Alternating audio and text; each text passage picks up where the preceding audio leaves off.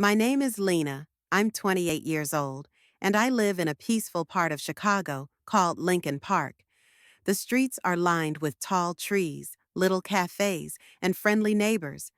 From the outside, my life looks comfortable. I have a husband, a cozy apartment, and a steady job at a bookstore. But deep inside, happiness feels far away. Each morning, I wake up with an ache in my chest.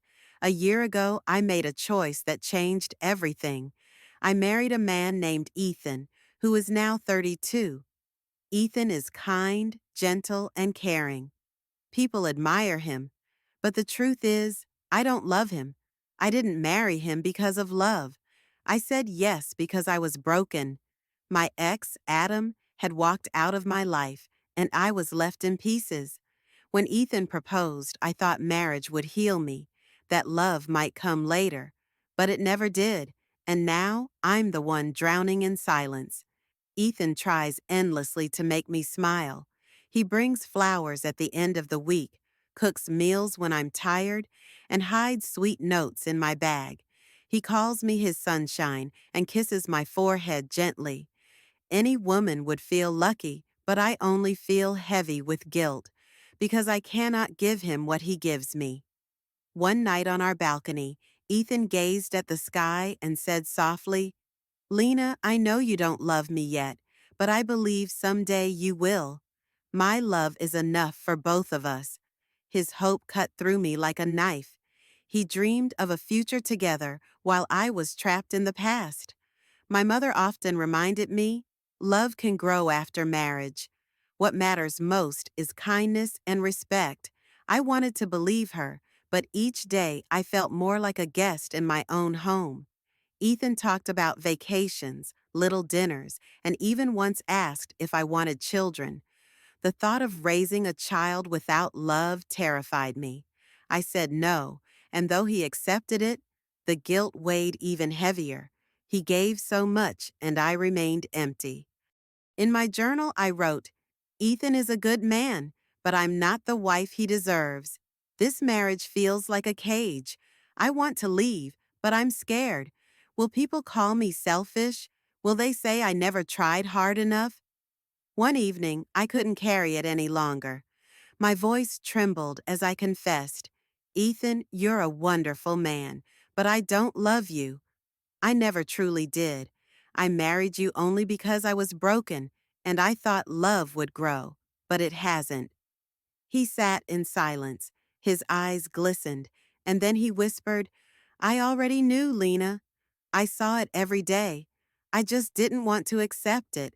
I love you, but I can't keep you if your heart isn't here." His calmness shattered me more than anger ever could. After that night, everything changed. Our home grew quiet. No fights, no blame, just silence. Soon I packed my bags and moved to a friend's apartment. It was painful, but I finally felt like I could breathe again. At my friend's place, I spent nights crying, but slowly I began to heal. I walked by the lake, watched people laugh, and felt the world move on. One day, I joined a writing class. Putting words on paper gave me strength. I wrote, "I lost love before I ever found it, but maybe this is the moment I find myself." A few months later, I rented a small studio near the bookstore. It wasn't perfect, but it was mine. I painted the walls, set fresh flowers by the window, and turned it into my little safe place. Some nights loneliness returned, but freedom was stronger. I still think of Ethen sometimes. He deserves a woman who will love him fully. I hope he finds happiness because he gave me nothing but kindness. One night, standing before the mirror, I saw a woman who had once been lost, but was slowly learning who she was.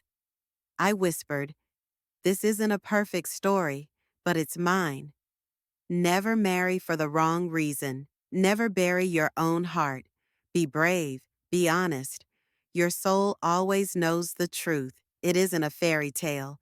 There is no happy ending tied with a bow, but it is real. And sometimes reality is the bravest ending we can live. In the end, I realized love cannot be forced, nor can emptiness be hidden behind smiles. Ethan and I were two good people, trapped in a story written for the wrong reason. Letting go was painful, but it was the only way to be honest with him and with myself. Some endings are not about happiness but about truth, and sometimes truth is the only freedom our heart truly needs.